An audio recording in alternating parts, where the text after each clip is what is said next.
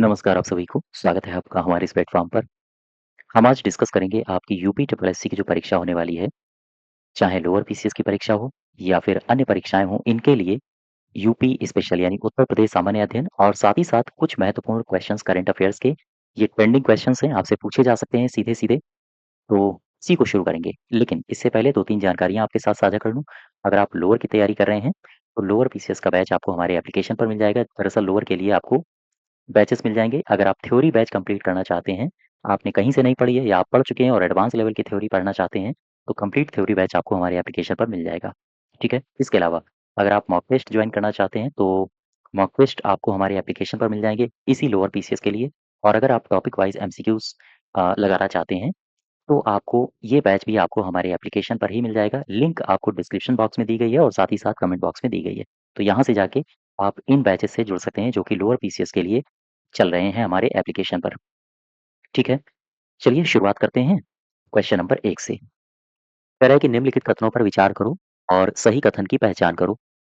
पहला स्टेटमेंट कहा गया है, 3 से 5 नवंबर 2025 तक भगवान बुद्ध के पवित्र अवशेषों को उत्तर प्रदेश के वाराणसी जिले के सारनाथ स्थित मूलगंध कुटी विहार, ये सवाल आपसे पूछा जाता है कि मुझे बताओ मूलगंध कुटी विहार ये कहाँ पर है? तो ये है सारनाथ में।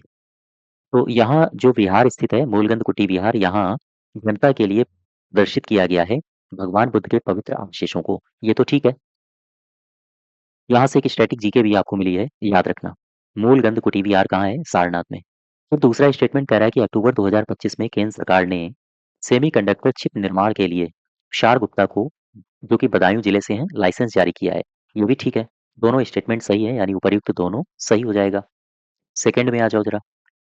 क्वेश्चन नंबर दूसरा कह रहा है कि 19 से 24 नवंबर 2025 के मध्य इस शहर में विश्व के मुख्य न्यायाधीशों के 26वें अंतर्राष्ट्रीय सम्मेलन 2025 का आयोजन किया गया। क्या बता सकते हो 26वें अंतर्राष्ट्रीय सम्मेलन 2025 का आयोजन कहाँ किया गया है? ये किया गया लखनऊ में। फिर तीसरे में आ जाओ।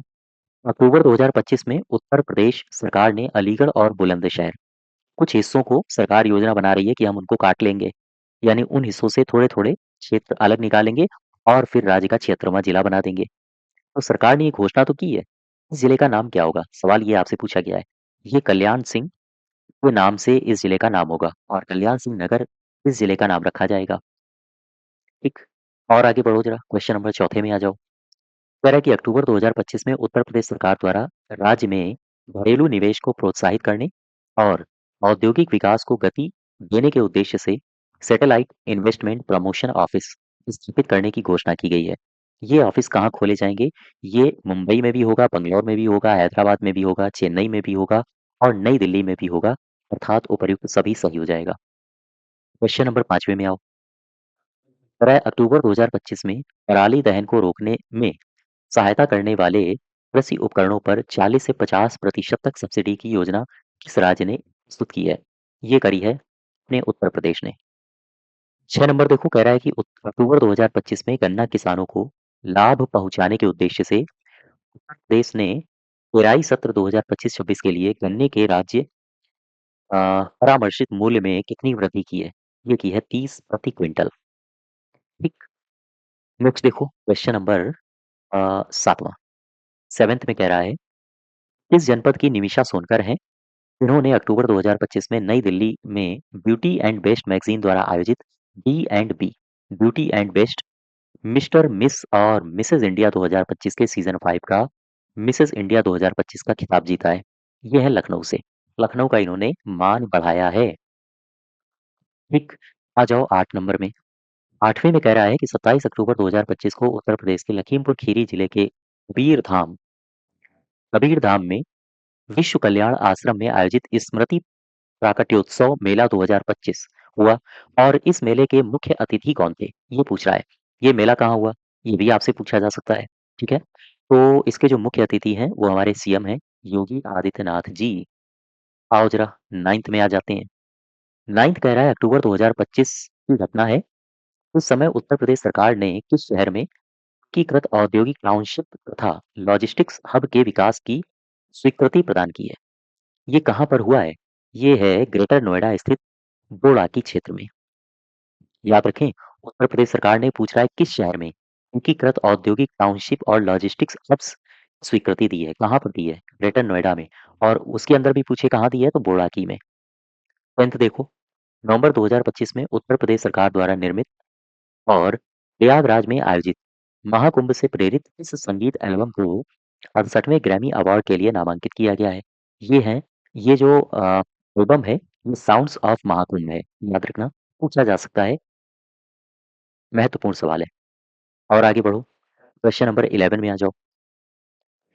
अक्टूबर 2025 की घटना है। उत्तर प्रदेश के मुख्यमंत्री हैं योगी आदित्यनाथ जी।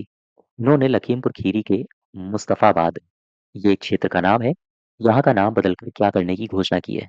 ये कबीर धाम किया जाएगा इसे। ठीक, 12वें में आ जाओ। झांसी की रानी जो लक्ष्मीबाई हैं, उनकी 197वीं जयंती मनाई गई 19 नवंबर 2025 को। आपसे पूछा है कि 19 नवंबर 1828 में इनका जन्म हुआ था। ये किस शहर में हुआ था? सिंपल सा सवाल है, वाराणसी में। स्टैटिक जीके भी इससे कंप्लीट हो जाएगी, क्योंकि सवाल यहाँ से पूछा जाता है, कई बार पूछा गया है। 13 में आ जाओ। निम्नलिखित कथनों पर विचार करो और सही उत्तर की पहचान करो। ग्रेटर नोएडा में भारत की पहली MWH स्केल वैनेडियन रॉक्स बैटरी का उद्घाटन केंद्रीय विद्युत और आवास एवं शहरी मामलों के मंत्री हैं मनोहर लाल, इन्होंने किया है। बिल्कुल सही है। दूसरा कह रहा है नवंबर 2025 में लखनऊ में आयोजित पेमेटोकॉन 2025 की 66वें वार्षिक सम्मेलन 2025 की थीम क्या है? थीम है innovations in haematology, shopping the future of diagnostics and treatment. ये है इसका जस्ट वेट, इसकी थीम है ना? ये दूसरा भी सही हो जाएगा। हेमेटोकॉन 2025 की बात हो रही है, तो ये कौन सा है? 66वें नंबर का। जस्ट वेट, इसको मैं एक बार और पढ़ता हूँ थोड़ा सा। आयोजित 2025 की 66वें वार्षिक सम्मेलन, ये भी याद रखना, नंबर पूछा जा सकता है, कौन से नंबर का है? 66वां है। इसकी थीम पूछी जा सकती है। यहाँ से कई सारे क्वेश्चंस आपको तैयार हो रहे हैं। थीम है innovations in haematology, shaping the future of diagnosis and treatment. दोनों सही है, सी पार्ट। क्वेश्चन नंबर 14 में आ जाओ। 14 में कह रहा है कि 8 नवंबर 2025 को प्रधानमंत्री नरेंद्र मोदी ने उत्तर प्रदेश के किस शहर में 4 नई वंदे भारत ट्रेनों को हरी झंडी दिखाई है? ये किया है उन्होंने अपने क्षेत्र से, वाराणसी से। ठीक है? 15 में आ जाओ जरा। अक्टूबर 2025 की घटना है, कह रहे हैं कि उत्तर प्रदेश के गाजियाबाद जिले जिला है एक उत्तर प्रदेश में। यहाँ पर अत्याधुनिक चिकित्सा सुविधाओं से सुसज्जित 1200 बेड क्षमता वाला यशोदा मेडिसिटी अस्पताल का शुभारंभ किया गया है। लेकिन सवाल यह है कि ये किया किसने? ये किया है हमारे महामहिम जी ने, यानी द्रौपदी मुर्मू जी ने। और आगे बढ़ो, 16 में आ जाओ। अक्टूबर 2025 की फिर से घटना आ गई। हालाँकि ये अक्टूबर 2025 की घटना है, ये नवंबर के नज़दीक की घटना है, यानी कि 30-25 अक्टूबर के आसपास की घटना। तो इसमें हुआ ये कि भारत का पहला राज्य कौन-सा है? आपसे पूछा गया है भारत का पहला राज्य 1 मिनट, भारत का पहला राज्य कौन-सा है ना? ठीक है? जिसने पर्यावरण एवं जलवायु परिवर्तन निदेशालय की स्थापना को मंजूरी दी है। यानी कि अपना उत्तर प्रदेश ये भारत का पहला राज्य बन गया है, जिसने पर्यावरण और जलवायु परिवर्तन निदेशालय की स्थापना को मंजूरी दी है। ये सवाल आपके लेखपाल के लिए मास्टर सवाल है। याद रखना, जलवायु, पर्यावरण एवं जलवायु परिवर्तन निदेशालय, ये उत्तर प्रदेश है। ठीक? तो यहाँ से भी आपको सवाल देखने को मिल सकते हैं। क्वेश्चन नंबर 17 में आ जाओ ज़रा। नवंबर 2025 में राष्ट्रीय राजधानी परिवहन निगम NCRTC ने भारत की पहली सोलर ऑन ट्रैक प्रणाली ये कहीं पर लागू की है? ये लागू की है गाजियाबाद में। गाजियाबाद में कहाँ लागू की है? तो दुहाई स्थित नमो भारत डिपो में। याद रखो ये पार्ट। क्वेश्चन नंबर 18 में देखो, उत्तर प्रदेश कैबिनेट ने किस जनपद में स्थित काशी नरेश राजकीय स्नातकोत्तर महाविद्यालय को काशी नरेश विश्वविद्यालय, जो कि 24वां राज्य विश्वविद्यालय है, के रूप में स्थापित करने की मंजूरी उत्तर प्रदेश राज्य विश्वविद्यालय संशोधन अध्यादेश 2025 के तहत प्रदान की है? ये होगा भदोही में। लोकेशन याद रखना, पूछा जा सकता है। फिर आ जाओ 19 में। 19 क्या कह रहा है? कह रहा है कि ये जो कथन दिए हैं स्टेटमेंट्स, इनको पढ़ो और मुझे बताओ कि सही कौन है। पहला स्टेटमेंट कह रहा है कि योगी आदित्यनाथ, जो कि हमारे सीएम हैं, इन्होंने प्रदेश में दवाओं की गुणवत्ता सुनिश्चित करने और जन स्वास्थ्य सुरक्षा को बेहतर करने के लिए जनपद स्तर पर जिला औषधि नियंत्रण अधिकारी, इस अधिकारी का नाम याद रखो, इस पद का गठन किया है। जिला औषधि नियंत्रण अधिकारी नामक नया पद सृजित किया गया है। सही है। उत्तर प्रदेश सरकार ने व्यापार वातावरण को अधिक सुगम बनाने के लिए कुछ प्रयास किए। सुगम बनाने के लिए उत्तर प्रदेश सुगम व्यापार संशोधन अध्यादेश 2025 को मंजूरी दे दी है। ये भी ठीक है। अर्थात दोनों स्टेटमेंट्स सही हो जाएंगे। मैं आपको लिए चलता हूँ 20 में। 20 क्या कह रहा है? कह रहा है 5 नवंबर 2025 को कार्तिक पूर्णिमा के पावन अवसर पर एक त्योहार मनाया गया जिसे कहते हैं देव दीपावली। सवाल आपसे पूछ रहा है कि भैया बताओ ये किस जनपद में मनाई गई है? बता दो वाराणसी में। ठीक है। क्वेश्चन नंबर 21 में आ जाओ। कह रहा है कि ये स्टेटमेंट दिए गए हैं और इनको पढ़िए, विचार करो कि कौन से सही हैं।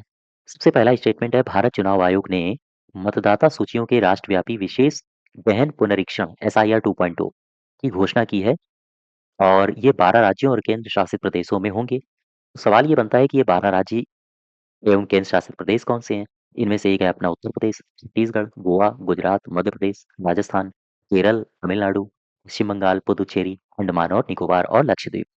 तो ये तो सही हो गया। सेकंड में आ जाओ। योगी आदित्यनाथ ने उत्तर प्रदेश के लखनऊ में निर्माणाधीन, याद रखो, नौसेना शौर्य संग्रहालय ये कहाँ बन रहा है? लखनऊ में। इस प्रकार के स्टेटमेंट आपसे पूछे जा सकते हैं। तो तेजी लाने के निर्देश दिए हैं, ये भी ठीक है। सी पार्ट दोनों सही हो जाएंगे। क्वेश्चन नंबर 22 में आ जाओ। क्या कह रहा है? 22वां कह रहा है कि अ, मुख्यमंत्री योगी आदित्यनाथ ने उत्तर प्रदेश के किस जिले में निर्माणाधीन नौसेना शौर्य संग्रहालय में के कार्यों में तेजी लाने के निर्देश दिए हैं? ये बन रहा है लखनऊ में। ठीक, याद रखो। तो इस नंबर में आ जाओ। 30 अक्टूबर से 5 नवंबर 2025 की ही हम बात कर रहे हैं। तारीख याद रखना, 30 अक्टूबर से लेकर 5 नवंबर, ठीक है? के मध्य किस मेले का आयोजन मिनी कुंभ के रूप में किया जाना है? तो मिनी कुंभ के रूप में कौन-सा मेला होगा? ये होगा गढ़मुक्तेश्वर मेला। याद रखो, पूछा जाता है। गढ़मुक्तेश्वर मेला। 24 में आ जाओ। उत्तर प्रदेश का मुझे वो शहर बताओ, जिस शहर को यूनेस्को द्वारा अपने क्रिएटिव सिटीज़ नेटवर्क के हिस्से के रूप में सिटी ऑफ गैस्ट्रोनॉमी श्रेणी के तहत आधिकारिक रूप से मान्यता मिली है। ये है अपना लखनऊ नवाबी शहर, ठीक है? या हम कहें लखनपुरी। खैर, आगे बढ़ो जरा। क्वेश्चन नंबर 25 में आ जाओ। वर्ल्ड बॉक्सिंग कप फाइनल्स 2025 की बात हो रही है यहाँ पे। भारत ने कितने पदक जीते हैं? 9। इसमें ये जो वर्ल्ड बॉक्सिंग कप फाइनल्स है 2025 कह रहा है कि भारत के किस शहर में इसको आयोजित किया गया था? उत्तर प्रदेश के नोएडा में, ठीक है? 26 देखो, 26 नवंबर। 26 नंबर में कह रहा है कि उत्तर प्रदेश का जो 76वां जिला है इसके बारे में ये कथन दिए हैं, पढ़ो इनको और बताओ कि कौन सा सही है। ये जो 76वां जिला है, ये कल्याण सिंह जी के नाम पर बनेगा। हाँ, बिल्कुल ठीक है। प्रस्तावित जो जिला है ये 76वां, ये अलीगढ़ और बुलंदशहर के कुछ हिस्सों को काटकर बनाया जाएगा। हाँ, बिल्कुल ठीक है। फिर कह रहा है कि कल्याण सिंह का जो जन्म हुआ था वो 5 जनवरी 1935 को हुआ था। अलीगढ़ के अतरौली में हुआ था और ये 2 बार उत्तर प्रदेश के मुख्यमंत्री भी रह चुके हैं। ये भी ठीक है। सारे के सारे सही हो जाएँगे। सी पार्ट आपका सही उत्तर होगा। तो आ जाओ 27 में। किसी भी राज्य में नया जिला बनाने के संबंध में जब भी कोई नया जिला बनता है तो उसके संबंध में कौन-सी प्रक्रिया अपनाई जाती है, उससे संबंधित ये स्टेटमेंट दिए हैं। आपसे पूछ रहा है कि बताओ कौन से स्टेटमेंट सही हैं? पहला स्टेटमेंट कह रहा है किसी भी राज्य में नया जिला बनाने, बदलने या समाप्त करने का अधिकार राज्य सरकार के पास होता है। बिल्कुल ठीक है। ऐसा 2 प्रकार से किया जाता है, या तो राज्य सरकार कार्यकारी आदेश जारी कर दे तो नया जिला बन जाएगा, या दूसरा रास्ता क्या होता है कि राज्य विधानसभा में कानून पारित करवा दे। और आप सबको पता है कानून बनाने के हमारे पास 2 ही संस्थाएँ हैं। स्टेट के पास अपनी विधानमंडल होता है और केंद्र के पास अपनी संसद होती है। ठीक है? मैंने आपको पॉलिटी में बताया भी था कि कोई भी बिल है वो एक्ट कब बनेगा?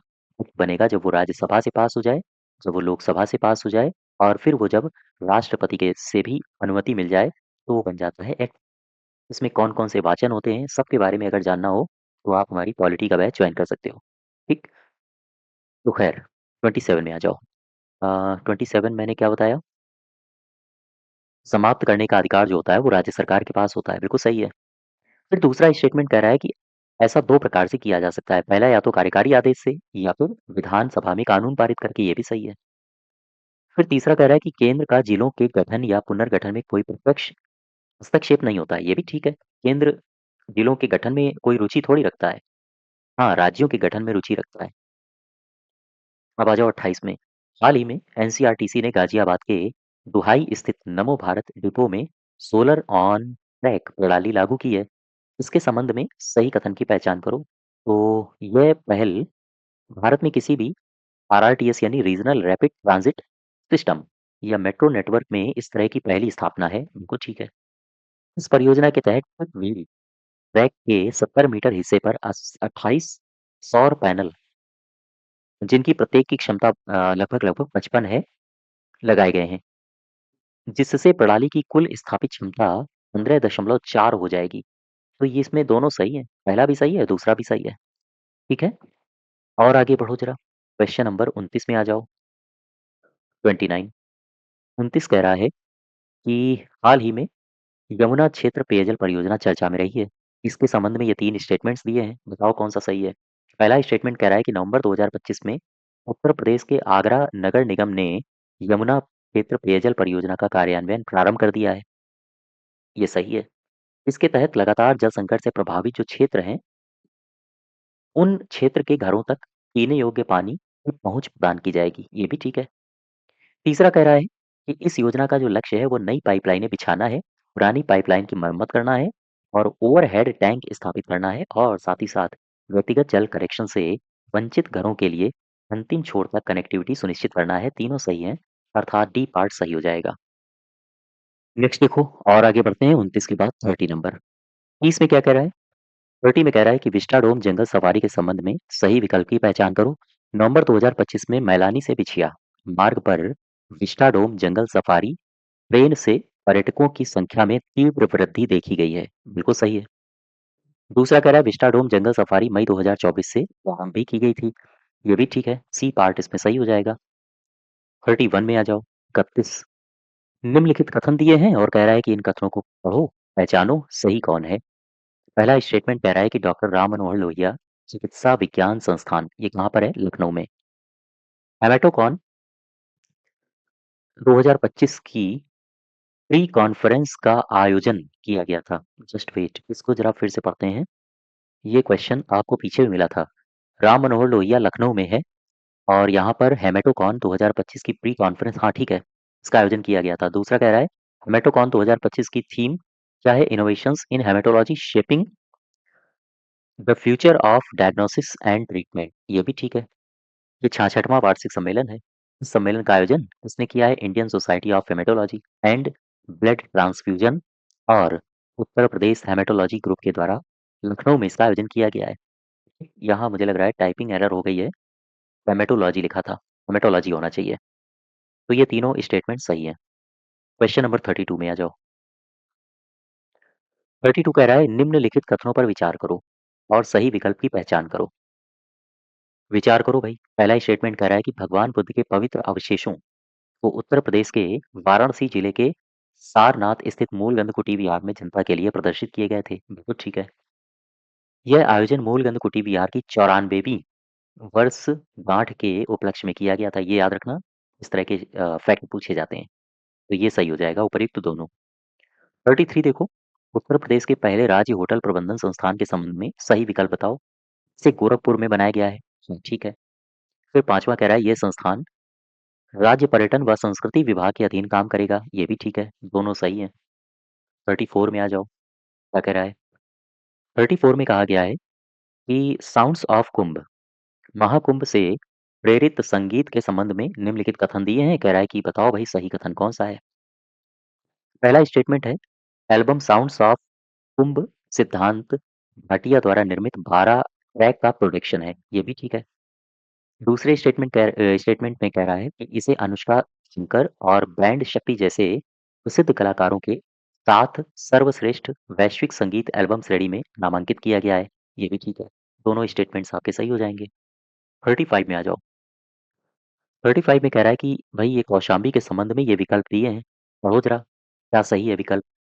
सरकार ने कौशाम्बी को बौद्ध पर्यटन का प्रमुख केंद्र के रूप में नामित किया है, अर्थात प्रमुख केंद्र के रूप में विकास करने का निर्णय लिया है कौशाम्बी के बारे में। तो ये सही है। उत्तर प्रदेश पर्यटन विभाग कौशाम्बी जिले के कोसम इनाम गांव को प्रमुख बौद्ध पर्यटन केंद्र के रूप में विकसित कर रहा है। बिल्कुल ठीक है। तीसरे में कहा गया है कि कौशाम्बी के 3 महत्वपूर्ण बौद्ध मठ हैं, वो सीताराम, कुकुता मठ और परविकम्बन परविकम्बवन मठ। तो ये तीनों सही हो जाएंगे। पहला भी सही है, दूसरा भी सही है, तीसरा भी सही है और ये है स्ट्रैटेजी के। ये मठ आपको याद रखने हैं, ठीक है? घोसीताराम, मुकुता और परविक्रम ये कहाँ पर है? कौशाम्बी में। 36 में आ जाओ। 36 क्या कह रहा है? कह रहा है ये कथन दिए हैं, पढ़ो और पहचान करो कि कौन से सही हैं। उत्तर प्रदेश पर्यटन विभाग ने घोषणा की है कि सुरक्षा को सुदृढ़ करने और श्रद्धालुओं के अनुभव को बेहतर करने के लिए 3 धार्मिक स्थलों पर आर्टिफिशियल इंटेलिजेंस आधारित स्मार्ट निगरानी प्रणाली को विकसित किया जाएगा। क्या ये सही है? ये तो सही है। दूसरे में और राज्य की ये 3 बड़े जो धार्मिक स्थल हैं, ये हैं कौन-कौन से? वहाँ पर ऐसा किया जाएगा। ये किया जाएगा काशी में, ये किया जाएगा अयोध्या में और ये किया जाएगा गोरखपुर में। ठीक, सी पार्ट सही हो जाएगा। अब आ जाओ 37 में। कह रहा है कि ये विकल्प दिए हैं, बताओ कि सही विकल्प कौन-सा है? आपकी पूँजी आपका अधिकार। भारत सरकार के वित्त मंत्रालय के वित्तीय सेवा प्रभाग द्वारा प्रमुख नियामकों जैसे आरबीआई, एसबीआई, आईआरडीएआई, पीएफआरडीए के समन्वय से शुरू की गई एक राष्ट्रीय पहल है। बिल्कुल सही है। दूसरा स्टेटमेंट कह रहा है यदि किसी बैंक खाते में 2 वर्ष या उससे अधिक समय तक कोई वित्तीय या गैर वित्तीय लेन-देन नहीं होता है, तो वो निष्क्रिय हो जाएगा। ये भी ठीक है। 37 का सही उत्तर हो जाना चाहिए सी पार्ट। अब आ जाओ 38 में। कह रहा है कि ये स्टेटमेंट दिए हैं, बताओ कि इसमें सही विकल्प कौन-सा है? उत्तर प्रदेश के जो मुख्यमंत्री हैं हमारे योगी जी, इन्होंने लोक निर्माण विभाग के अधिकारियों के वित्तीय अधिकारों में 5 गुना तक की बढ़ोतरी की मंजूरी प्रदान की है। बिल्कुल ठीक है। ये जो बदलाव है ये 1995 के बाद पहली बार हो रहा है। सही है दोनों स्टेटमेंट। वित्तीय अधिकारों में जो बदलाव आए हैं, मुख्य अभियंता में पहले पुराना जो अधिकार था वो 2 करोड़ था। नए अधिकार में 5 गुना बढ़ोतरी हुई है और 10 करोड़ का अधिकार हो गया है। अधीक्षण अभियंता में पहले 1 करोड़ का अधिकार था, 5 गुना वृद्धि 5 करोड़ का अधिकार हो गया। अधिशासी अभियंता की अगर हम बात करें, 40 लाख था, अब 2 करोड़ हो गया है। ठीक। सहायक अभियंता की अगर हम बात करें, तो सहायक अभियंता यहाँ पर टेंडर स्वीकृति और छोटे कार्यों की इनको अनुमति प्रदान की गई है। क्वेश्चन नंबर 39 देखो। 39 क्या कह रहा है? कह रहा है उत्तर प्रदेश के 3 विश्वविद्यालय हैं, राधा गोविंद विश्वविद्यालय।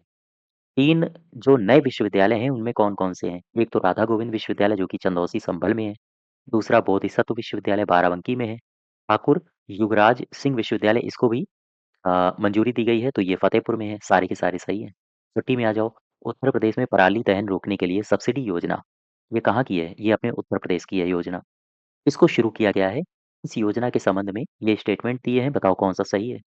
इस योजना के तहत प्रदेश सरकार पराली दहन को रोकने के लिए सहायता करने वाले कृषि उपकरणों पर 40 से 50% तक सब्सिडी देगी। बिल्कुल ठीक है। इस पहल का जो उद्देश्य है वो है पर्यावरण मैत्री, अवशेष प्रबंधन प्रथाओं को बढ़ावा देना और फसल दहन से होने वाले वायु प्रदूषण को कम करना। ये इसका उद्देश्य है, तो ये दोनों सही हो जाएँगे, ठीक है? कह रहा है कि निम्नलिखित कथनों पर विचार करो और बताओ कि सही विकल्प कौन-सा है? पहला विकल्प कह रहा है कि उत्तर प्रदेश भवन एवं अन्य सन्निर्माण कर्मकार कल्याण बोर्ड द्वारा मोबाइल मेडिकल यूनिट का शुभारंभ किया गया है। क्या ये सही है? हाँ, बिल्कुल सही है। इसके अलावा यह यूनिट लखनऊ जिले के विभिन्न क्षेत्रों में जाकर निर्माण श्रमिकों को उनके कार्यस्थल पर ही स्वास्थ्य परीक्षण की सुविधा उपलब्ध कराती है। ये भी ठीक है, दोनों सही है यहाँ पे। अब इससे संबंधित कुछ महत्वपूर्ण बातें हैं, इन बातों को जरा ध्यान रखना। उत्तर प्रदेश में श्रमिकों को सुलभ और गुणवत्तापूर्ण सेवाएं, ऐसी सेवाएं स्वास्थ्य से संबंधित सेवाएं देने के लिए ईएसआई का आरोग्य मंथन कार्यक्रम 11 दिसंबर को आयोजित किया गया है। और इसमें हो क्या रहा है? इसमें हुआ ये है कि मोबाइल माइक्रोसाइट और महिलाओं के लिए विशेष स्वास्थ्य पहल की शुरुआत की गई है। क्वेश्चन नंबर दूसरा देखो। सेकंड में कह रहा है कि भाई 27 नवंबर 2025 को उत्तर प्रदेश के कौन सा ऐसा जनपद है जिस जनपद की पुलिस ने साइबर अपराधों की रोकथाम के लिए डिजिटल प्लेटफॉर्म, ये प्लेटफॉर्म का नाम है प्रतिबिंब, इसके उपयोग की शुरुआत की है। याद रखिएगा। कौन सा ऐसा शहर है जिसकी पुलिस ने इस प्लेटफॉर्म को शुरू किया है? ये शहर है प्रयागराज, ये जिला है प्रयागराज। अच्छा ये है क्या? इसके बारे में भी 2-3 बातें आप याद रखो। प्रयागराज पुलिस ने उच्च सटीकता के साथ धोखाधड़ी का पता लगाने के लिए एक उन्नत डिजिटल पुलिस प्लेटफॉर्म नाम है प्रतिबिंब, इसका उपयोग करके साइबर अपराध पर अपनी कार्यवाही तेज कर दी है। तो ये प्रतिबिंब क्या है? ये एक डेटा संचालित अपराध मानचित्रण एवं विश्लेषण मंच है जो साइबर धोखाधड़ी समूहों का पता लगाने के लिए FIR, mobile tower data, IP address, वित्तीय लेन-देन डेटा, व्यवहार पैटर्न, इनको सबको एकीकृत करता है। इसके अलावा ये जो प्रणाली है, ये पुलिस को साइबर अपराध प्रवण क्षेत्रों के वास्तविक समय मैप तैयार करने की सुविधा देती है और इसमें लक्षित जो फील्ड अभियान होते हैं, वो संभव हो पाते हैं। और ये जो प्लेटफॉर्म है, ये गृह मंत्रालय के तहत नागरिक वित्तीय साइबर धोखाधड़ी रिपोर्टिंग प्रबंधन प्रणाली जैसे राष्ट्रीय उपकरणों के साथ मिलकर काम करता है। क्यों काम करता है? जिससे संदिग्ध लेन-देन को समय रहते बचाया जा सके, ब्लॉक किया जा सके। ठीक है? नेक्स्ट देखो क्वेश्चन नंबर तीसरा। इसमें कह रहा है कि ये कथन दिए हैं, पढ़ो इनको और बताओ कि सही विकल्प कौन-सा है। सबसे पहला है 1 दिसंबर 2025 से देश में शुरू होने वाले 2026 राष्ट्रीय बाघ आकलन में पहली बार आरक्षित वनों से बाहर अर्थात कृषि क्षेत्र और गैर संरक्षित इलाकों में निवास करने वाले वयस्क बाघों की संख्या भी दर्ज की जाएगी। इस अभियान इस अभियान पहल को क्या नाम दिया गया है? लिखा है इस अभियान पहल को टाइगर्स आउटसाइड टाइगर रिजर्व्स नाम दिया गया है। हालाँकि ये योजना पहले से ही चल रही है। उत्तर प्रदेश की अगर हम बात करें तो उत्तर प्रदेश में ये नाम दिया गया है। साथ ही साथ दूसरा स्टेटमेंट कह रहा है कि दिसंबर 2025 में पीएम गति शक्ति राष्ट्रीय मास्टर प्लान के अंतर्गत उत्तर प्रदेश में प्रस्तावित गाजियाबाद, नया सीतापुर तीसरी और चौथी रेल लाइन परियोजना का उद्देश्य क्या है? उद्देश्य है सीमांत रेलवे में यात्री और माल ढुलाई की दक्षता बढ़ाना। ये भी सही है, ये दोनों सही हो जाएँगे। ज़रा यहाँ पे आओ, ये जो योजना है, इस योजना के बारे में चीज़ें याद रखो। अभी हाल ही की खबर है, योगी आदित्यनाथ सरकार ने वर्तमान वित्त वर्ष में टाइगर रिजर्व्स के बाहर बाघों का प्रबंधन नाम से एक योजना को शुरू किया है। इसका उद्देश्य है संघर्ष की घटनाओं को कम करना। आमतौर पर जो मानव एनिमल संघर्ष होते हैं, बाघ संरक्षण को मजबूती प्रदान करना और पहले चरण में पायलट प्रोजेक्ट के तहत इसमें खीरी यानी लखीमपुर खीरी, बिजनौर, पीलीभीत, बहराइच इनको सबको शुरू किया मतलब इनको सबको ऐड किया गया है। ठीक है? तो यहाँ पर देखो ये जो योजना है, केंद्र के हिसाब से इसमें कौन-कौन सी बातें ऐड की गई हैं? देखो, केंद्रीय पर्यावरण अ, वन मंत्रालय अधिसूचित जो अभयारण्य हैं, उनके बाहर रहने वाले भारत के लगभग-लगभग 30% बाघों के बेहतर प्रबंधन के लिए टाइगर रिजर्व्स के बाहर बाघ परियोजना को शुरू करने की तैयारी ये मंत्रालय कर रहा है। अच्छा वर्ष 2026-27 की अगर हम बात करें, 2026-27 तक 176.45 करोड़ रुपए के बजट वाली इस परियोजना का उद्देश्य क्या है? मानव जीवन संघर्ष को कम करना और अवैध शिकार से निपटना। अब आओ जरा थोड़ा-सा और आगे बढ़ते हैं, इसके कार्यान्वयन की बात देख लें। तो इसका कार्यान्वयन कौन कर रहा है? ये कर रहा है एनटीसीए यानी राष्ट्रीय बाघ संरक्षण प्राधिकरण। इस परियोजना का प्रबंध करेगा। इसमें कौन-कौन से शामिल क्षेत्र हैं? वर्तमान में परियोजना के अंतर्गत 10 राज्यों में 80 वन प्रभागों की पहचान की गई है, जहां इसे सबसे पहले लागू किया जाएगा। याद रखो, इसके प्रमुख फोकस क्षेत्र हैं मानव-पशु संघर्ष को कम करना और बाघ अभयारण्यों के बाहर अवैध शिकार को निपटाना, अवैध शिकार को वो करना। नेक्स्ट देखो क्वेश्चन नंबर चौथा, इसमें क्या कह रहा है? नवंबर 2025 में गोरखपुर औद्योगिक विकास प्राधिकरण के 36वें ठीक है 36 ये भी सवाल आपसे पूछा जाता है कि कौन सा स्थापना दिवस 36 तो 36वें स्थापना दिवस पर 408 करोड़ ये अमाउंट भी आपको याद रखना है यानी विकास परियोजनाओं का उद्घाटन किया गया है 114 408 करोड़ रुपए की 114 विकास परियोजनाओं का उद्घाटन किसने किया है ये किया है योगी जी ने ठीक है इसके बारे में कुछ बातें याद रखो गीडा के विभिन्न क्षेत्रों में ये 408 करोड़ रुपए की 114 बुनियादी परियोजनाओं की आधारशिला यहाँ पर रखी गई है और उद्घाटन मुख्यमंत्री जी ने किया है ठीक गीडा के बारे में 2-3 जानकारियाँ हम आपको दे दें जैसे यहाँ पर आओ इसकी स्थापना उत्तर प्रदेश सरकार द्वारा 30 नवंबर 1989 को उत्तर प्रदेश औद्योगिक विकास अधिनियम 1976 के तहत की गई थी याद रखो इसका उद्देश्य क्या है उद्देश्य है सतत विकास बेहतर बुनियादी ढांचा और रोजगार सृजन के माध्यम से पूर्वी उत्तर प्रदेश के नियोजित विकास को बढ़ावा देना इसके अलावा इस पहल में है क्या देखो जरा 6139 करोड़ के प्रस्तावित निवेश के लिए आवंटित 115 भूखंड में से 5 निवेशकों को आवंटन प्रमाण पत्र सौंपे जाएंगे। साथ ही साथ भारत की सनातन विरासत को वैश्विक पहचान दिलाने के लिए गीता प्रेस को गीडा में 10 एकड़ की जमीन के लिए आवंटन पत्र दिया जाएगा। इसके अलावा मुख्यमंत्री ने लखनऊ में 34 करोड़ की लागत से एक फ्लैट फैक्ट्री और गोरखपुर में 3.91 करोड़ की लागत से ओडीओपी पैकेजिंग के लिए सामान्य सुविधा केंद्र की भी आधारशिला रखी है। याद रखो। और आगे बढ़े, क्वेश्चन नंबर 5वें में आ जाओ। फिफ्थ क्या कह रहा है? कह रहा है ये कथन दिए हैं, इन कथनों पर विचार करो और बताओ कि सही विकल्प कौन सा है। 30 नवंबर 2025 की घटना है। उत्तर प्रदेश सरकार ने रेंट एग्रीमेंट पर स्टाम्प शुल्क, पंजीकरण शुल्क में 90% की कटौती की है। बिल्कुल सही है।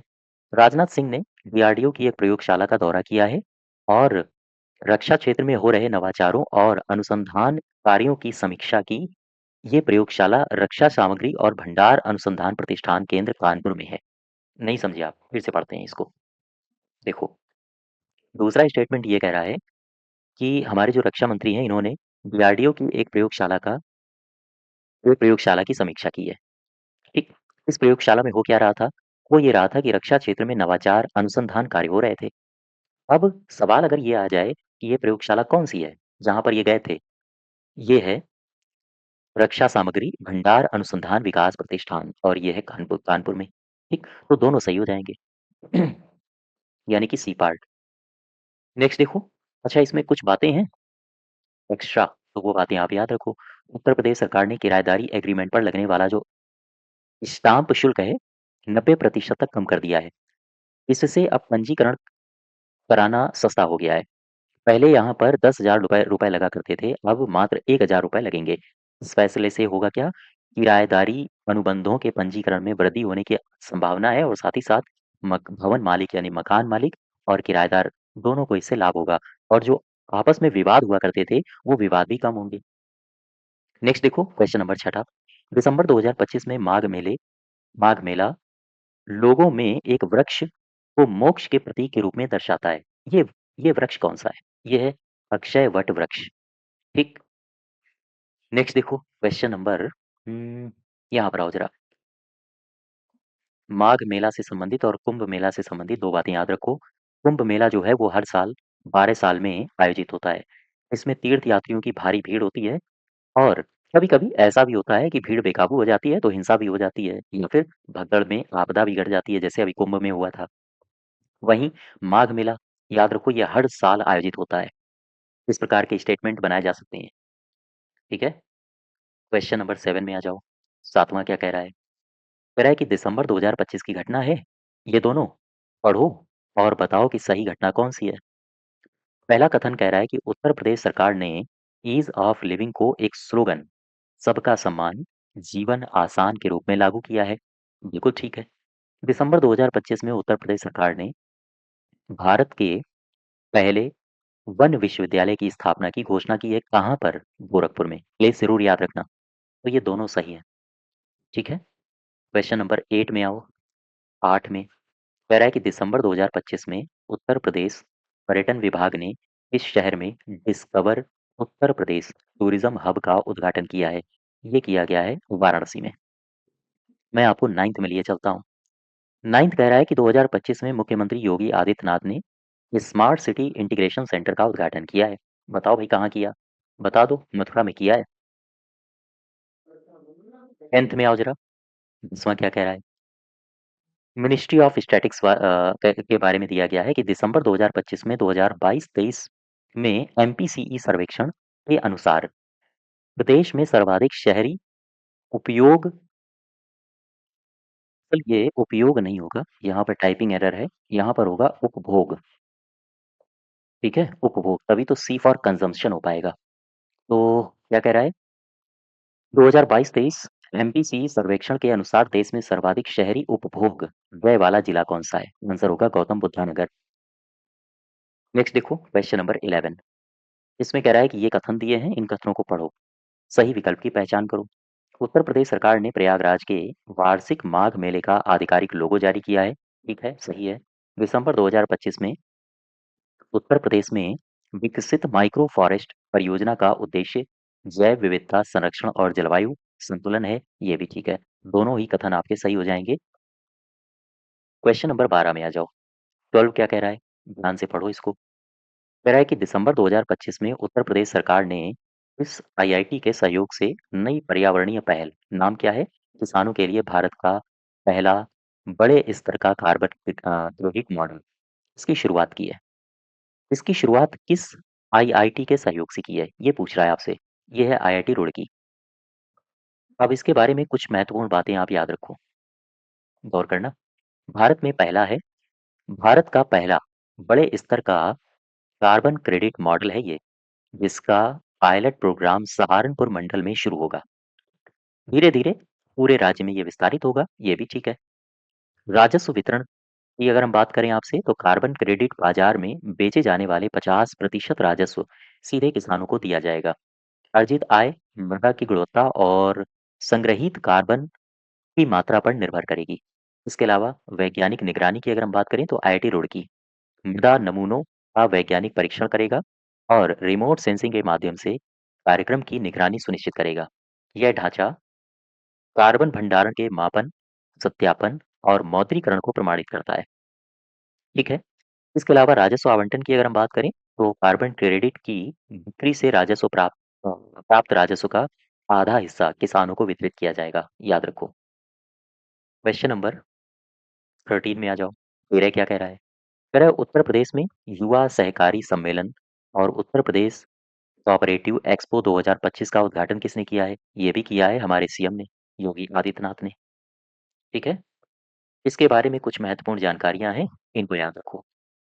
लखनऊ में योगी आदित्यनाथ जी ने युवा सहकार सम्मेलन एवं यूपी कोऑपरेटिव एक्सपो 2025 का शुभारंभ किया है।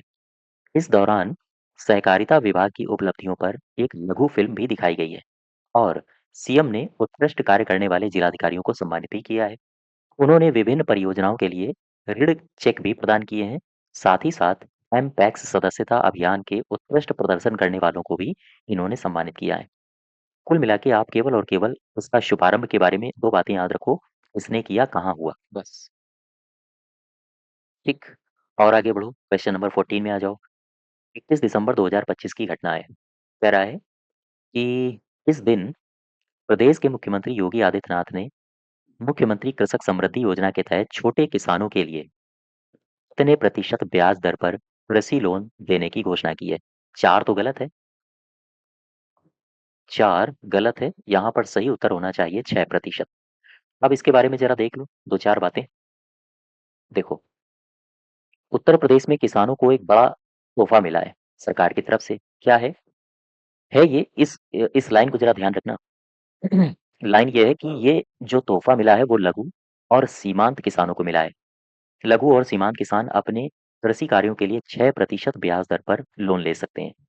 पहले मुख्यमंत्री कृषि समृद्धि योजना के तहत 11 से 11.5% ब्याज दर लगती थी। इस योजना से किसान 3 से 15 साल के लिए लोन ले सकते थे। लेकिन अब क्या हुआ है?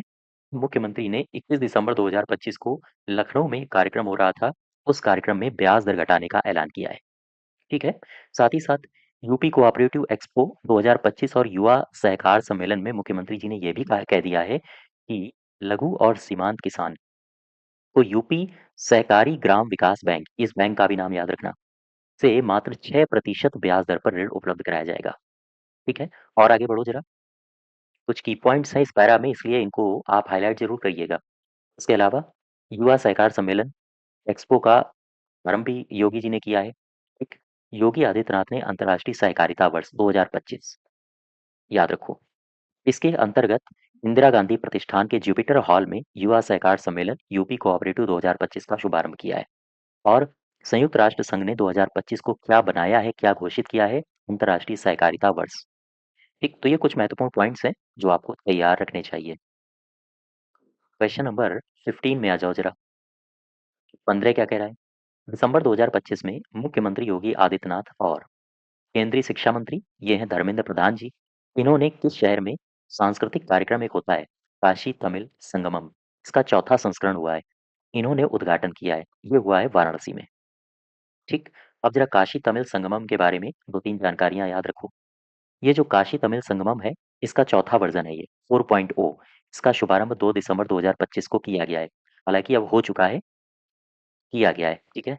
जो तमिलनाडु और काशी के बीच सांस्कृतिक सभ्यतागत संबंधों को आगे बढ़ाता है।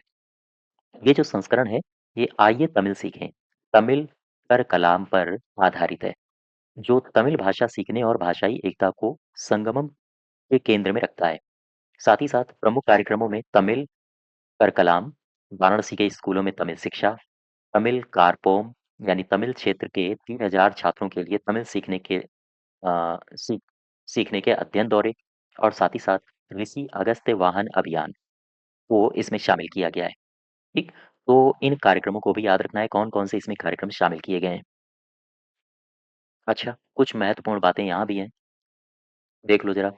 इस वर्ष संगमम रामेश्वरम में एक भव्य विदाई समारोह के साथ समाप्त होगा। याद रखिएगा, कहाँ से समाप्त होगा? जो प्रतीकात्मक रूप से काशी से तमिलनाडु तक की सांस्कृतिक यात्रा को पूरा करेगा। ठीक? केटीएस यानी काशी तमिल संगमम 4.0 की सबसे प्रतीकात्मक पहलों में से एक है, क्या है? ऋषि अगस्त्यवान अभियान, जो तमिल भारतीय परंपरा में गहराई से निहित एक सभ्यतागत मार्ग का पुनः अनुसरण करता है। तो ये अभियान ज़रूर याद रखना, ऋषि अगस्त्य वाहन अभियान। ये किससे संबंधित है? इसी से, केटीएस 4.0 से। यह अभियान 2 दिसंबर 2025 को तमिलनाडु से शुरू होगा और 10 दिसंबर 2025 को काशी तक पहुंचेगा। ऋषि अगस्त्य से जुड़े पौराणिक मार्ग का अनुसरण करता है, जो भारतीय ज्ञान प्रणालियों में तमिलनाडु के योगदान को दर्शाता है। ठीक है, यहाँ तक तो सही है। इसके अलावा और भी कुछ महत्वपूर्ण बातें हैं, स्टेटमेंट के रूप में देख लो आप। यह यात्रा पांडियन शासक आदिवीर पराक्रम पांडियन की विरासत को भी सम्मान करती है। साथ ही साथ उन्होंने सांस्कृतिक एकता का संदेश फैलाने के लिए उत्तर प्रदेश की ओर यात्रा की और एक शिव मंदिर का निर्माण भी कराया था, जिसके परिणाम स्वरूप तेन काशी यानी दक्षिण काशी का नामकरण हुआ था। और अपने मार्ग में यह अभियान चेरा, चोला, पांड्या ये सब आप इतिहास में पढ़ चुके होंगे, ठीक है? पल्लवा, चालुक्य, विजयनगर काल के सभ्यतागत संबंधों को उजागर करता है। इसके अलावा यह शास्त्रीय तमिल साहित्य, सिद्धा चिकित्सा, आपने आयुष का नाम सुना होगा, आयुष आयुष यानी कि सिद्धा यहाँ पर आ जाएगा, को साझा विरासत परंपराओं के बारे में जागरूकता को भी बढ़ावा देता है। यह अभियान तमिलनाडु और काशी के बीच विचारों, सांस्कृतिक, आध्यात्मिक ज्ञान के गहरे ऐतिहासिक आदान-प्रदान का प्रतीक है। तो इसमें स्टेटमेंट्स आपको याद रखने हैं इस तरह के। ये अभियान कब से कब तक शुरू हुआ? ऋषि अगस्त्य वाहन, इसके बारे में आपसे पूछ सकता है, ठीक है? और इसके अलावा यहाँ पर कौन-कौन से इसमें कार्यक्रम चलाए जा रहे हैं? प्रमुख कार्यक्रमों में इस प्रकार के कार्यक्रम आपको याद रखने हैं, ठीक है? और ये संस्करण किस पर आधारित है? आइए तमिल सीखें, तमिल कर कलाम। चलो भाई और आगे बढ़ते हैं। क्वेश्चन नंबर 16 में आ जाओ। 16 क्या कह रहा है? 16 कह रहा है कि निम्नलिखित कथनों को पढ़िए और इसमें सही विकल्प की पहचान करो। पहला विकल्प है नवीकरणीय ऊर्जा क्षेत्र में उत्तर प्रदेश ने 3 लाख से अधिक सौर ऊर्जा इंस्टॉलेशन का लक्ष्य पार किया है। कौन-सी ऊर्जा की बात कर रहा है? नवीकरणीय लक्ष्य पार किया है और ये प्रदेश की एक महत्वपूर्ण उपलब्धि है। इस लक्ष्य को पार किया है 3 लाख इंस्टॉलेशन सौर ऊर्जा। इसके अलावा 5 दिसंबर 2025 को उत्तरी यमुना समीक्षा समिति की बैठक वहाँ हुई है, ये हुई है नोएडा में। इसको भी याद रखो। यहाँ से 2 पॉइंट बन रहे हैं आपके एग्ज़ाम के लिए। एक तो उत्तरी यमुना समीक्षा समिति की कौन से नंबर की बैठक हुई है? 9th। कहाँ हुई है? नोएडा में। ये दोनों सही हैं। एक-एक स्टेटमेंट को बहुत ध्यान से पढ़ना है। 2-2 3-3 सवाल यहीं पर हमने इंक्लूड कर दिए हैं। अब ज़रा नीचे आओ। इसमें कुछ महत्वपूर्ण बातें हैं, इनको आप देख लो। प्रदेश ने 3 लाख से ज़्यादा, लगभग 3,06,54 सौर ऊर्जा इंस्टॉलेशन का ऐतिहासिक आंकड़ा पार कर लिया है, ठीक? और कीर्तिमान भी स्थापित कर लिया है। नवीकरणीय ऊर्जा के क्षेत्र में ये सफलता मिली है प्रदेश को और यूपी को देश के शीर्ष 3 सौर राज्यों में शामिल कर लिया गया है। तो केवल और केवल उत्तर प्रदेश से गुजरात और महाराष्ट्र आगे है। तो उत्तर प्रदेश का स्थान है 3rd, तीसरा। तो यहाँ पर सौर ऊर्जा प्रगति का डेटा दिया गया है। कुल इंस्टॉलेशन कितने हैं? 3 लाख से ज़्यादा। और आगे बढ़ो ज़रा। कुल क्षमता कितनी है इनकी? ये है 1038 मेगावाट और आवेदन कितने प्राप्त हुए थे? लगभग 9 लाख से ज़्यादा और रैंकिंग कितनी है उत्तर प्रदेश की? ये तीसरी है। आवेदन आप छोड़ सकते हो, ये महत्वपूर्ण नहीं है आपके लिए, बाकी सारी बातें आपके लिए महत्वपूर्ण हैं। अब ज़रा दूसरे स्टेटमेंट के बारे में कुछ देख लो। दूसरा जो स्टेटमेंट दिया गया था, उसमें ऊपरी यमुना समीक्षा समिति की बात की गई थी। इसकी जो बैठक हुई है, ये कौन-सी हुई है? 9वीं हुई है। इसमें केंद्रीय जल शक्ति मंत्री थे, उन्होंने इसकी अध्यक्षता की है, ये भी बात याद रखो। उत्तर प्रदेश के नोएडा में इसको आयोजित किया गया था। ठीक, इसमें कौन-कौन शामिल हुआ था? तो इसमें 6 राज्यों के मंत्री और अधिकारी शामिल हुए थे। बस इतनी सी बातें हैं जो आपको याद रखनी हैं। और आगे बढ़ो। दिसंबर 2025 में राष्ट्रीय खनिज विकास निगम ने डिजिटल प्रौद्योगिकी और साइबर सुरक्षा में सहयोग के लिए किस संस्थान के साथ समझौता किया है? ये किया है आईआईटी कानपुर। आईआईटी कानपुर के साथ समझौता किया गया है। अच्छा, अभी एक पोस्ट भरी गई है उत्तर प्रदेश में। उत्तर प्रदेश में एक पोस्ट भरी गई है और ये शिक्षा सेवा चयन आयोग का अध्यक्ष बनाया गया है। कौन है ये? किसे बनाया गया है? ये प्रशांत जी हैं, वही हैं जो अपने उत्तर प्रदेश में पुलिस के सर्वोच्च पद पर आसीन रहे हैं। ठीक। पूर्व डीजीपी प्रशांत कुमार को उत्तर प्रदेश शिक्षा सेवा चयन आयोग का अध्यक्ष बनाया गया है। योगी सरकार के द्वारा ये जो नया आयोग बनाया गया है, इसके ये दूसरे अध्यक्ष हैं। इनका कार्यकाल 3 साल का होगा, याद रखो। अब आ जाओ क्वेश्चन नंबर 19 में। कह रहा है कि 3 दिसंबर 2025 की घटना है और उत्तर प्रदेश में होमगार्ड की स्थापना हुई है। तो बताओ मुझे कौन से क्या मैं बोल रहा हूँ? कौन सी वर्षगांठ मनाई गई है ना? ये है 63वीं वर्षगांठ। ठीक।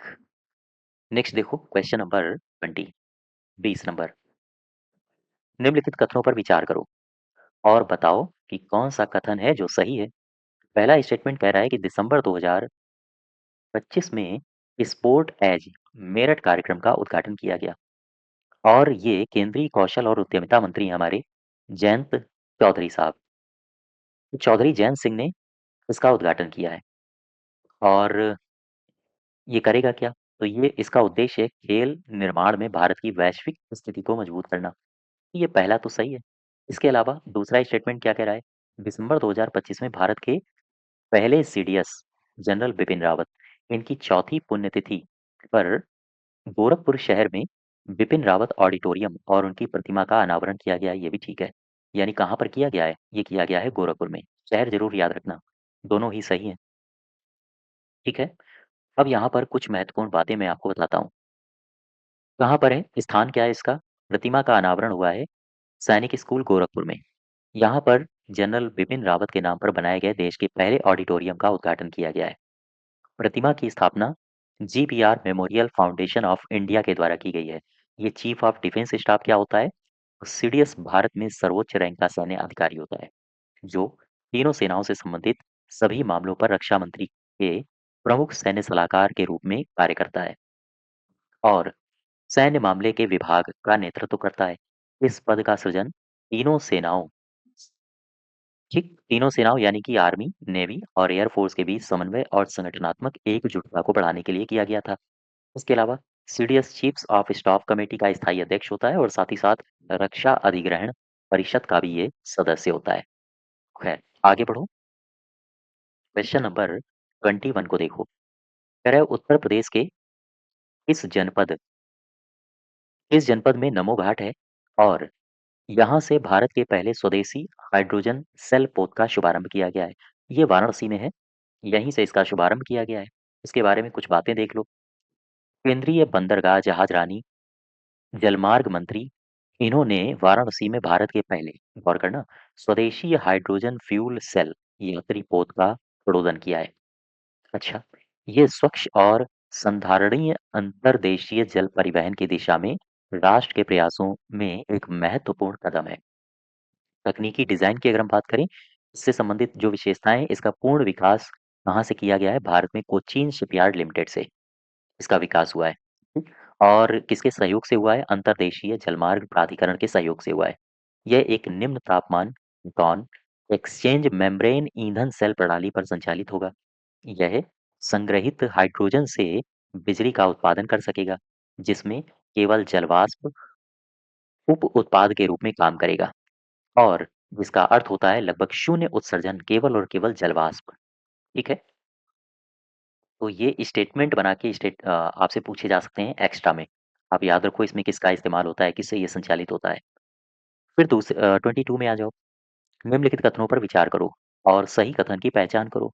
हाल ही में उत्तर प्रदेश में नरौरा परमाणु ऊर्जा स्टेशन ने निक्षय मित्र इस पहल को याद रखना। निक्षय मित्र पहल के तहत 7970 क्षय रोग से पीड़ित रोगियों को गोद में लिया है। दूसरा स्टेटमेंट क्या कह रहा है? नरोरा नरोरा परमाणु ऊर्जा स्टेशन उत्तर प्रदेश के बुलंदशहर जिले में नरोरा में गंगा नदी के तट पर अवस्थित है। ये भी ठीक है। तो यहाँ दोनों सही हो जाएंगे। अच्छा, तीसरा भी है। तीसरा स्टेटमेंट क्या कह रहा है? नरोरा एटॉमिक पावर स्टेशन में कितने दो दो दाब युक्त भारी जल रिएक्टर हैं, जिसमें से प्रत्येक की जो क्षमता है वो 220 मेगावाट है। और इस प्रकार से अगर दो दाब युक्त रिएक्टर हैं तो 220 प्लस 220 यानी कितना हो गया? 440। इसकी जो टोटल क्षमता है वो है 440। बी पार्ट सही होगा। दोनों सही है। अब आ जाओ 23 में। 23 क्या कह रहा है? हाल ही में चर्चा में रहे प्रधानमंत्री टीबी मुक्त भारत अभियान के संबंध में ये कथन दिए हैं। पढ़ो इनको और बताओ कि सही कौन है। वर्ष 2022 में राष्ट्रीय क्षय रोग उन्मूलन कार्यक्रम के तहत शुरू किया गया था ये अभियान। इसका उद्देश्य है पोषण, निदान, आजीविका संबंधी सहयोग प्रदान करके उपचार के परिणामों में सुधार लाना, भारत के टीबी उन्मूलन लक्ष्य को गति देना इसका लक्ष्य है। बिल्कुल सही है।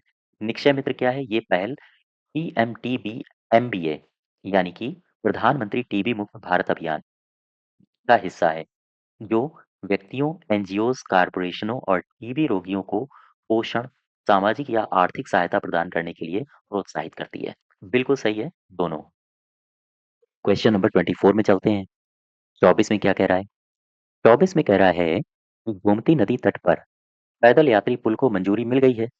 इसके संबंध में सही कथन की पहचान कर लो। तो पहला क्या है? लखनऊ विकास प्राधिकरण ने पर्यटन को बढ़ावा देने के लिए गोमती रिवर फ्रंट पर एक नए पैदल यात्री पुल के निर्माण को स्वीकृति दी है। बिल्कुल ठीक है। ये पुल कहाँ से कहाँ तक जाएगा? गोमती बैराज व कुड़िया घाट के निकट ये बनाया जाएगा। और गोमती नदी की महत्वपूर्ण सहायक नदियां कौन कौन सी हैं? एक तो सई है, कुकरैल है, सरायन है, चोहा है, रेत और बेहटा। यानी तीनों कथन सही है। अब आ जाओ 25 में। 25 क्या कह रहा है?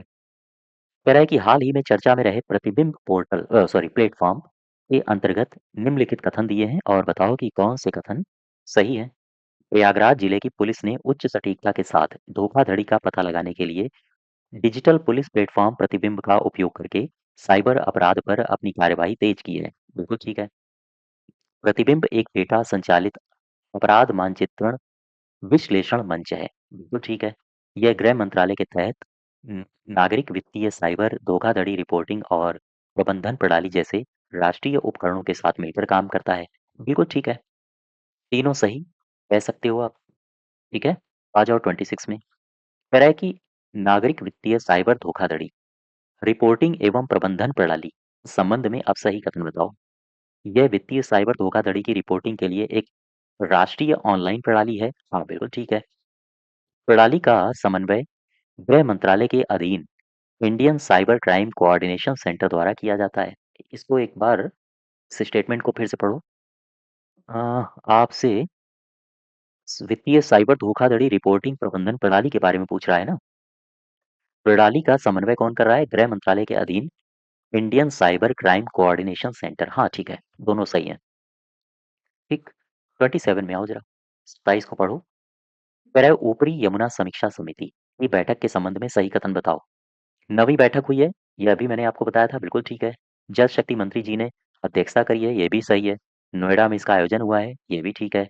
6 राज्यों के मंत्री इसमें शामिल हुए हैं, ये भी ठीक है। तो पहला स्टेटमेंट तो सही हो गया। दूसरा स्टेटमेंट में आओ। एक बैराज दिया है, हथिनी कुंड बैराज। ये हरियाणा, उत्तर प्रदेश, दिल्ली में यमुना के प्रवाह को नियंत्रित करने में महत्वपूर्ण भूमिका निभाता है। हाँ बिल्कुल ठीक है। दोनों कथन सही हो जाएंगे। फिर आ जाओ 28 में। 28 क्या कह रहा है? हाल ही में शुरू किए गए स्पोर्ट्स एज मेरठ के संबंध में सही विकल्प की पहचान करो। जयंत चौधरी जी ने इसकी शुरुआत करी है। बिल्कुल ठीक है। लक्ष्य है मेरठ में प्रमुख खेल निर्माण केंद्र बनाना। बिल्कुल ठीक है। स्पोर्ट्स एज ये physical education, fitness and leisure skill council, British Asian India foundation और साथ ही साथ national entrepreneurship and skill training पहल के साथ ये साझेदारी करता है। ये भी सही है। ये सारे के सारे ट्रेनिंग सेंटर के नाम याद रखो। ठीक, फाउंडेशंस के नाम याद रखो, पूछे जा सकते हैं किसके किसके साथ ये साझेदारी करता है। अब आ जाओ कौन से विकल्प सही हैं, ये पूछ रहा है। पहला स्टेटमेंट कह रहा है कि राजनाथ सिंह ने कानपुर में रक्षा अनुसंधान एवं विकास संगठन की रक्षा सामग्री भंडार अनुसंधान एवं विकास प्रतिष्ठान प्रयोगशाला का दौरा किया। क्या ये ठीक है? हाँ, ठीक है। डीआरडीओ की स्थापना कब हुई? 1958 में। ये भी सही है। इसका मूल मंत्र क्या है? सिद्धांत वाक्य बलस्य मूलम विज्ञानम। ठीक है, तीनों सही हो जाएंगे। ये तो बात हो गई 29 तक की। अब मैं आपको लिए चलता हूँ क्वेश्चन नंबर 30 में। हाल ही में चर्चा में रही गंगा यमुना जल मार्ग परिवर्तन योजना। इस योजना के अंतर्गत बहुत बवाल हो रहा है। ज्यादा तो नहीं, लेकिन जमीनी स्तर पर कुछ विरोध जरूर कर रहे हैं किसान। तो इसके संबंध में आपसे पूछ रहा है कि कौन से कथन सही है। दरअसल ये योजना कहती है कि हम जो ऊपरी गंगा नहर है, इससे लगभग 500 क्यूसेक गंगा जल को यमुना नदी में छोड़ा जाएगा। तो इसी से थोड़ा तनाव चल रहा है कि पानी आखिर उसमें क्यों जा रहा है, पानी किसानों को कम मिलेगा इस प्रकार से। ठीक, तो ये सही है। इस योजना का लक्ष्य क्या है? जब पानी ज़्यादा छोड़ा जाएगा तो यमुना नदी का जो प्रवाह है उसमें वृद्धि हो जाएगी और इससे प्रदूषण स्तर में भी कमी आएगी। तो ये भी ठीक है। 31 में आओ। 31 कह रहा है कि कथन दो और बताओ कि कौन सा कथन सही है। राष्ट्रीय खनिज विकास निगम ने साइबर सुरक्षा बढ़ाने और डिजिटल प्रौद्योगिकियों को उन्नत करने के लिए भारतीय प्रौद्योगिकी संस्थान कानपुर के साथ समझौता किया है क्या? हाँ। दूसरा कह रहा है इसका उद्देश्य है आर्टिफिशियल इंटेलिजेंस, मशीन लर्निंग जैसी अत्याधुनिक सुविधाओं को अपनाने को बढ़ावा देना। बिल्कुल ठीक है। उपर्युक्त दोनों सही हो जाएंगे। 32 क्या कहता है? 32 कहता है कि राष्ट्रीय खनिज विकास निगम इसकी स्थापना कब हुई है? 1958 में। ठीक है। अब आ जाओ 33 में। यहाँ पर दिया है सांख्यिकीय एवं कार्यक्रम कार्यान्वयन मंत्रालय ने वित्त वर्ष 2022-23 के लिए उत्तर प्रदेश में मासिक प्रति व्यक्ति उपभोग व्यय संबंधी सर्वेक्षण किया है और इसके संबंध में उसने कुछ आंकड़े जारी किए हैं। ये आंकड़े लिखे हैं, आपसे कह रहा है इनको पढ़ो और सही विकल्प की पहचान करो। पहला कह रहा है कि गौतम बुद्ध नगर शहरी क्षेत्र में, ध्यान देना, ग्रामीण क्षेत्र में नहीं बोला है, वहां पर शहरी क्षेत्र में सर्वाधिक उपभोग व्यय वाला जिला रहा है। बिल्कुल सही है। गोंडा ये दूसरे स्थान पर रहा है। ठीक, ये भी सही है। अब इसके बाद यहाँ 34 में आओ। कह रहा है कि ग्रामीण क्षेत्र में, अभी आपसे शहरी क्षेत्र पूछा था, अब पूछ रहा है कि ग्रामीण क्षेत्र में कौन सा जिला है जो मासिक प्रति व्यक्ति उपभोग व्यय के आधार पर शीर्ष पर रहा है? बताओ। ये रहा है श्रावस्ती। ठीक। क्वेश्चन नंबर 35 में आओ। ये विकल्प दिए हैं और कह रहा है इनको पढ़ो और सही बताओ। पढ़ना जरा गौर से।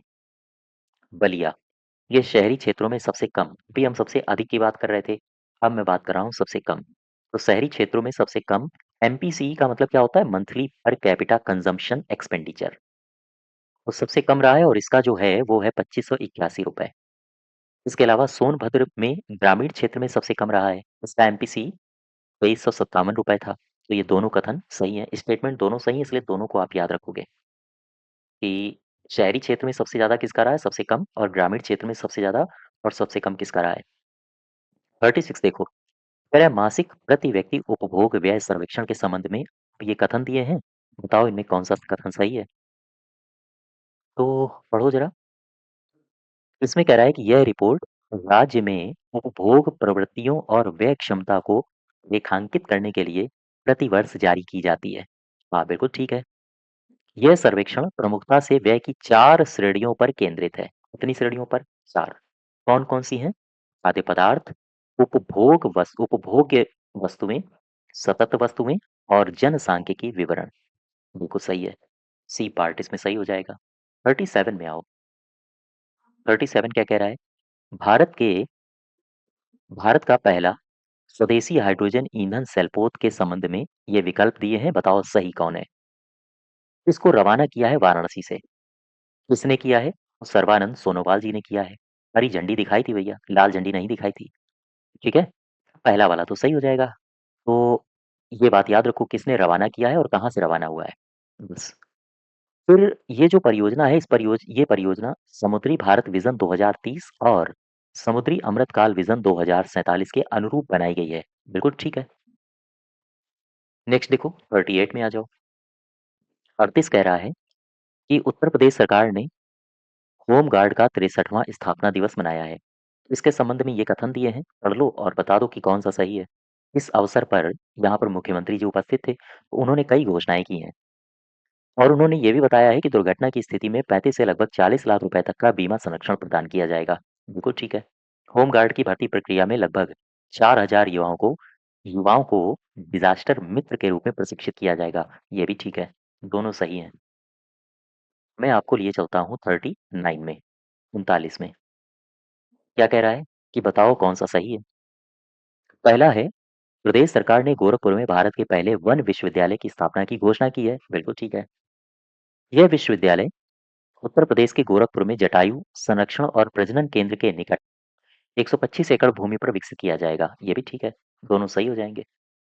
ठीक है? और आ जाओ पट्टी में। कह रहा है शिक्षा मंत्रालय के स्कूल शिक्षा और साक्षरता विभाग के सचिव कौन हैं, जिन्होंने उत्तर प्रदेश के गौतम बुद्ध नगर स्थित पीएम श्री नवोदय विद्यालय में विशेष अभियान 5.0 के तहत माइक्रो फॉरेस्ट का उद्घाटन किया है? कौन है? ये कहाँ पर उद्घाटन किया गया है? ये भी आप याद रखो। उत्तर प्रदेश के गौतम बुद्ध नगर स्थित नवोदय विद्यालय में। और किया किसने है? ये किया है संजय कुमार जी ने। ठीक, ये सचिव हैं, कहाँ के सचिव हैं? शिक्षा मंत्रालय के स्कूल शिक्षा और साक्षरता विभाग के।